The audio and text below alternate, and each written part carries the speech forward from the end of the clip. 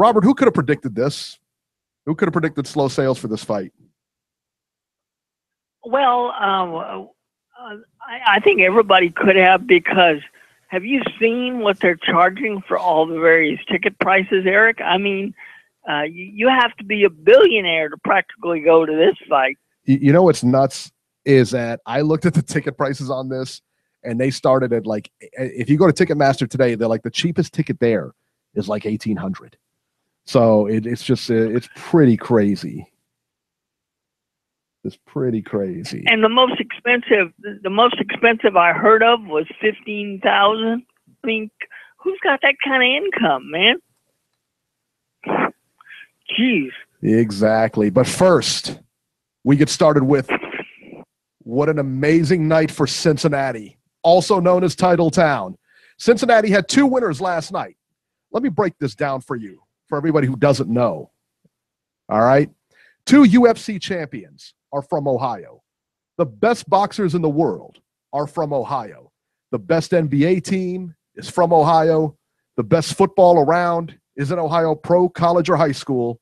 Ohio is what they call Title Town. All right? Let me break this down for you. The main event last night, Rasheed Warren, Cincinnati's own, versus McJoe Arroyo. Robert, did you have a chance to see this fight?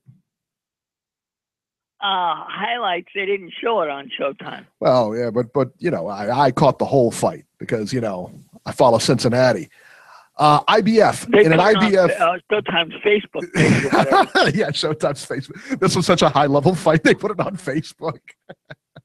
Yeah. So, in an IBF junior bantamweight title eliminator, Rasheed Warren defeated McJoe Arroyo by unanimous decision on the Broner-Garcia undercard. It was a good fight, man. But Warren was just a superior boxer, I thought, overall. You saw the highlights. What were your thoughts on the highlights? What were your thoughts on what you saw? Because, you know, McJoe Arroyo is a really good fighter. Really good. Yes, he is. But it looked like Warren just showed up in tremendous shape, and he even said after the fight he's found his weight class, and he's ready to go get a strap. So, he's at 115, so there's some pretty interesting fights there. Yeah, okay, let's touch on that for a minute. Yeah, exactly. And incidentally, the scores were 118, 110, and 117, 111 twice, all in favor for Rasheed Warren. All right, so let's talk about that here for a second. So 115, and that's Yerwin Anakajas, and that's who he's number one. I tell you what, man, I don't know, man. That's a tough fight for Rasheed Warren, man. I'll tell you that right now. 115, Yerwin Anakajas is the champion in that, and we've seen him fight, man. How do you think he fares against Anakajas?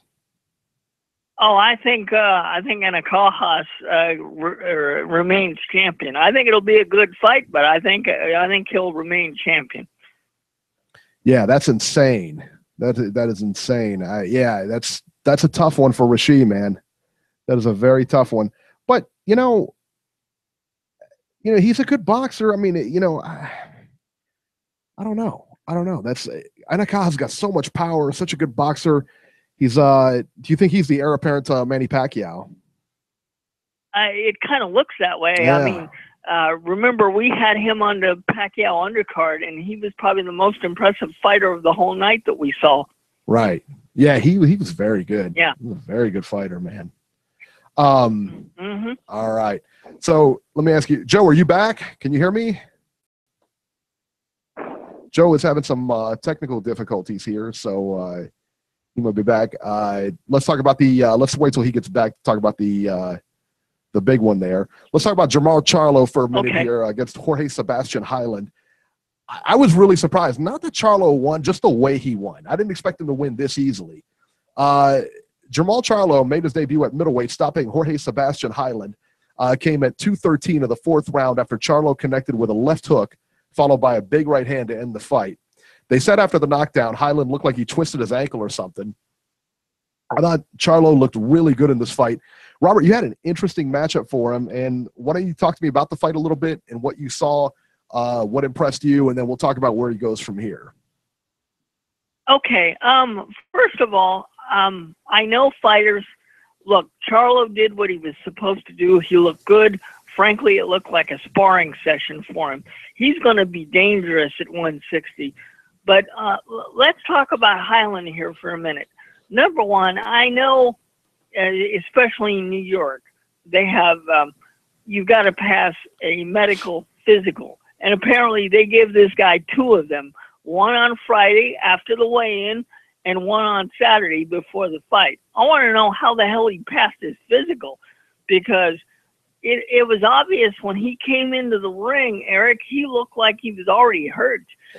He couldn't move. And keep in mind, I've never seen Sebastian Highland fight before. For those of you that have, maybe you can correct me. I know he's supposed to be a good fighter, but he looked like he was already hurt before the fight even started. And I really question what the New York State Athletic Commission was doing here, because after the second and third rounds, both times, or after the third and at the beginning of the fourth round, they brought in the doctor twice, and the doctor went ahead and allowed him to continue. I just wonder what was up here with that. I've never seen such a situation. Normally, if a fighter is hurt before a fight even begins, especially in New York, he's not allowed to fight. Well, what was your take on that, Eric? Well, I heard that when he went down, that's when they said after the knockdown, they said he twisted his ankle or something like that. I don't know if it was his knee or his ankle. It was something. But yeah, he didn't, I mean, it didn't look good for him. I'll put it that way. But even at 100%, I mean, this isn't a different fight. No, Charlo would have won regardless. And the matchup that I came up with for him, because let's face it, last night wasn't much of a workout. He's now the mandatory challenger for the WBC for Triple G. But let's face it, Triple G is probably going to be tied up, because they're going to have the fight in September. Chances are whoever wins, there's a rematch clause. So I would suspect that Triple G is going to be tied up with Canelo for, this fight and the next one.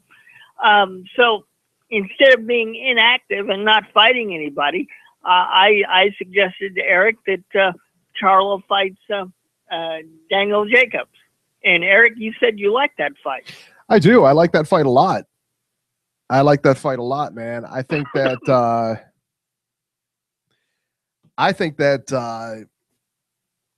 Daniel Jacobs, that's a good fight. But man, I tell you what, I thought Daniel Jacobs was the best 160 next to Triple G. And you could even make an argument that he was better, because I thought he beat Triple G. Now, does he beat him, a second or third time? I don't know. Very close fight. But I think he might beat Canelo. Yeah. I think style-wise that he matches up with Canelo very good. Yes. Yeah, that's a tough fight. I think that's a tough fight, man. Jacobs has a way of figuring people out. But Charlo is so good. And look, I want to see Daniel Jacobs fight somebody, and he hasn't been in the ring since March. So I think the Charlo fight would be a good fight for him, because I also think that Jacobs has earned a rematch with Triple G, but Triple G is going to be tied up with Canelo.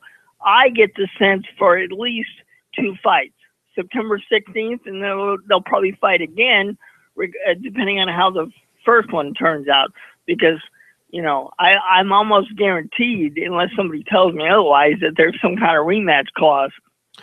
Well, that's the other thing too. I mean, what if it ends on knockout? I mean, where does Triple G? Yeah. I mean, I don't think he fights Jacobs again. I don't think he fights Jacobs again. I think if Triple G wins this fight, I think he should too. But I think that if Triple G wins this fight, then I think they probably move him up, because there's nothing. I mean, or match him against Billy Joe Saunders or whoever has the belt at that time. Possibly Willie Monroe. Who knows? But the chances are Charlo has shown up in the middleweight division, and even though he didn't have much competition last night, he's basically laid claim of like, okay, you're going to have to deal with me. So I think eventually, Daniel Jacobs or any other middleweight is going to have to deal with Charlo. And I wouldn't surprise me if the other Charlo eventually also moves up to middleweight. I mean, the twins had titles at 154. I could see the twins doing the same thing at 160. Yeah, I think so too, man. This guy, he's got some pop. And I tell you, when I first saw these guys, when I first saw Jamal especially, I didn't think he had a chance against J-Rock. I really didn't. I didn't think he had a chance. And I thought J-Rock was going to run right through him. I think you did too. And yep. Wow. I mean, he's really, really developed as a fighter. And I think that's what surprised me is how far they've come in such a short time. They've really developed these guys perfect. I mean, the matchmaking couldn't be better. Everything is really in these guys' favor. So, man, I'll tell you what, it's one of those things, man. He's going to be a tough out for anybody. And he looked great last night. And Sebastian Hyland, he's not a cupcake. I mean, he's a very good fighter. Very good fighter. And the way Charlo just dismantled him, and it didn't even matter. I mean, the fact that, maybe he was injured when he came in. Listen, man, I mean, he could have had 3 legs last night. It wouldn't have mattered. Charlo, yeah. That's right. Charlo just dusted that guy. I mean, it wasn't even close. No, and look, the Jacobs fight is easy to make. They're both PBC fighters. They're both with Showtime. That would be a hell of a I hate to call it this, but that would be a hell of a stay busy fight while Triple G and Canelo are kind of tied up. Right. Right. Beeb, are you back with us? Still no sign of Beeb. He's having technical difficulties. Okay. So yeah, he's having technical difficulties. So we still can't hear him. All right. All right. Well, let's talk about the Broner fight here. Okay. All right. So Adrien Broner, Mikey Garcia, in the main event on Showtime. Garcia won a unanimous decision by the scores of 117, 111, and 116, 112 twice. I thought the first round really could have went either way. I actually gave it to Garcia. I thought he was a little bit more effective. Even though Broner looked like he outlanded him in the first round by about 10 or 11 punches, I still gave it to Garcia, man. I thought he was effective, threw better shots, he landed sharper punches, The rest of the way, though, I had Garcia winning, man. It was hard to find a round to give Broner. I gave him the 9th and 10th, and that was pretty much it. This was one of those fights. If you saw the second round, you saw the third round, you saw the fourth round, the fifth round, and so on. It was the exact same fight. It was the exact same fight over and over, the exact same round by round. Broner, he just, I had it scored 118 to 110 for Garcia. I was surprised at the 116, 112. They must have been looking for rounds, maybe they gave him the first and the 12th and 9 and 10. I don't know. Yeah. But I tell you what, man, it's just, Broner just doesn't throw enough punches, and that's just not something you will fix at this stage of his career. It's just not. I mean, you don't fix that at this stage of his career. And, he is 28 years old. I know he's a 4-time champion, and like he said last night, I'm going to wind up in the history books no matter what happens, and that's right. True. But I don't know where he goes from here because, let's be honest, Eric, every time Adrien Broner has had to step up to serious competition, he's failed. He couldn't handle Marcus Maidana. Porter gave him fits. Yep. And last night, going into this fight, we talked about it last week. We thought these guys were on equal footing because we questioned their resumes. And last night, it was proven that one is ready to proceed and take steps in his career. And the other one, I once again couldn't step up, like you're supposed to. I don't know where the problem goes from here. I tell you what, there's still fighters out there he's able to beat. He's still a marketable name. But I will say this, his opportunities after last night have become very limited. Very limited for sure.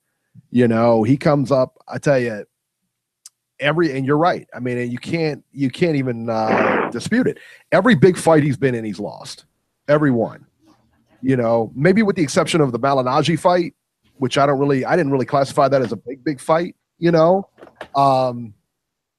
but that's it. I mean, after every one of those fights. No, I scored that a draw, so Yeah, no, I had Broner winning pretty big. I had Broner winning pretty big in that fight. I didn't win it. Actually, 116, 112 was pretty easy. But yeah, I mean, I had him 116, 112. It was around that, yeah, it was like 8 rounds to 4. I thought that was a pretty easy win for him. Right. But, I mean, short of that fight, it was, like I said, I mean, you got Maidana, you got Porter, and then you got Garcia. Every time he stepped it up in competition, he's lost. That's it. He's a 4-time, you can call him a 4-time multi-weight champion and everything like that, multiple divisions and everything.